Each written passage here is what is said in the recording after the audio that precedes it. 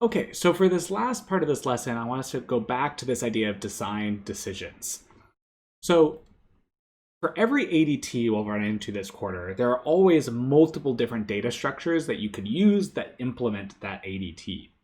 And based off the situation, like the context you're in for the problem you're trying to solve, you might consider various trade-offs that you might value at that moment or maybe not value at that moment. And so you might consider, you might have two possible data structures you could use. Maybe you might think about speed versus memory. Maybe one of them is faster while one of them takes, while taking more memory, while one is maybe a little bit slower, but is maybe more memory efficient. And maybe this is fine if you're running on a MacBook, memory probably doesn't matter as much. But if you're running on a tiny little Arduino computer, maybe memory is really, really important.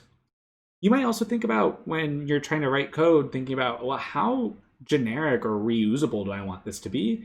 Or is this really specific or specialized to this one use case? A lot of time you see code that people write for like research labs is usually pretty hacky and gross because they don't need it to live around for a long time. They just need to finish it for this one paper. Are you using this in one place or many? That's another aspect of how generic you want this to be. And also commonly, how robust do you need it to be? Do you want it to be error-free? Or would you rather it be faster? And this is actually a really interesting design space of thinking about more modern algorithms that maybe trade accuracy for performance. So they give up on being exactly 100% correct so that they're faster. And this class is all about implementing ADTs based on making the right design trade-offs. And this is a very common topic if you think about going into doing interviews for tech companies or non-tech companies. They sometimes ask you questions that have no inherent right or wrong answer. They're asking you to explore the design space and make trade-offs and articulate trade-offs between different values. So I want us to practice this a little bit, and we'll get more practice in class and throughout this whole quarter, but I want us to start somewhere. So Dub Street Burgers, which you may or may not know if you've been to the hub before, it's been a little while, I kind of forgot that place, is implementing a new system to manage orders. So when an order comes in, like when you go and place an order, it's placed at the end of the set of orders, of all the orders that they're still processing. And food is prepared in approximately the same order that it was requested, but sometimes they fulfill orders out of order. Not trying to overload the word order right there. What we mean by this is maybe sometimes like the chef might see me and like, oh yeah, Hunter always comes here. That's not actually true, but like whatever. And then they make my food earlier.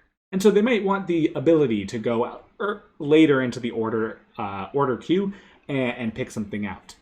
And so you might imagine, well, I can represent these orders as a list of orders, a list of tickets. And so which implementation of this list ADT might we want to use? Should we use a linked list or an array list? And explain why. Okay, so linked list or array list, both are right. Either of them could work. It just depends on what sequence of context you're designing the system for. So for example, suppose you chose an array list. Well, if you're using an array list, we talked about, well, making a new order, putting an order at the back of the list is very, very fast, assuming you don't have to resize all the time, assuming resizing happens infrequently. So creating new orders is a fast operations. Also, one of the benefits of using ArrayList is it makes it really easy to look at any part of the list. If you want to go to index 100, ArrayList provide that in instant access. Now, this could be fine, but think about another alternative might be linked list. Creating an order might be slower. You might have to iterate through the whole list, starting at the front and going along till the end.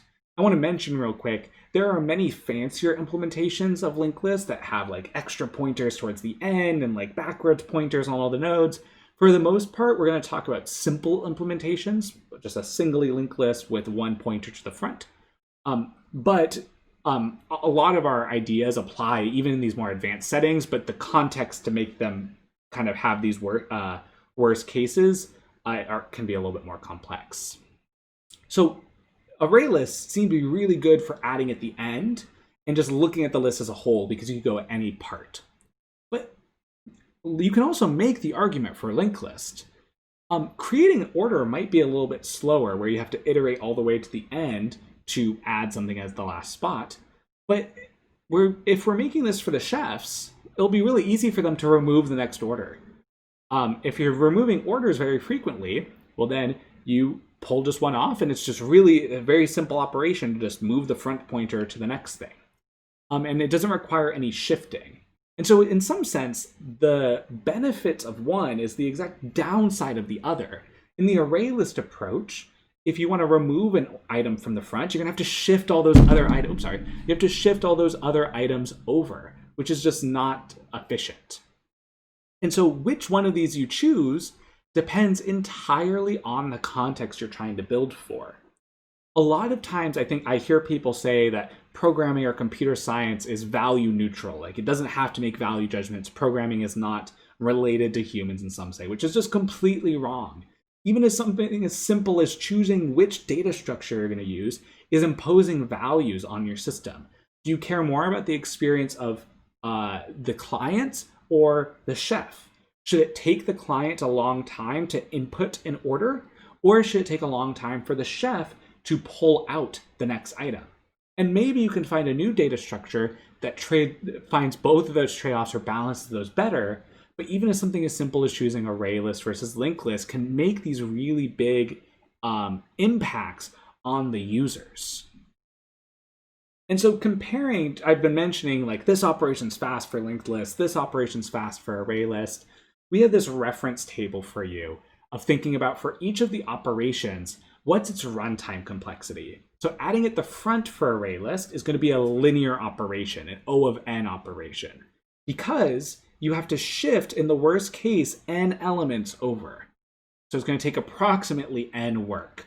Whereas for linked list, that's very, very simple. You just change the front pointers and you're fine. You can only need to do constant work. Same thing for removing from Arraylist. You have to shift all the things over.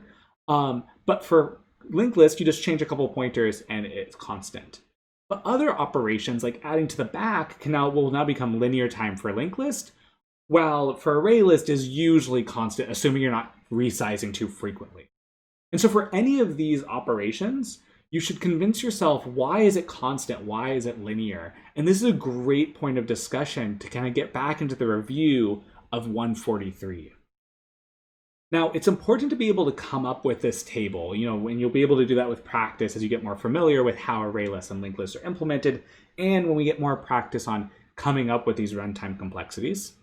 But understanding this table is actually only half the story. Being able to make design decisions based on the context you're in, and understanding which of these things we should prioritize is kind of the second half of that story. Being able to apply this knowledge of runtimes to which scenarios you might prefer one over the other.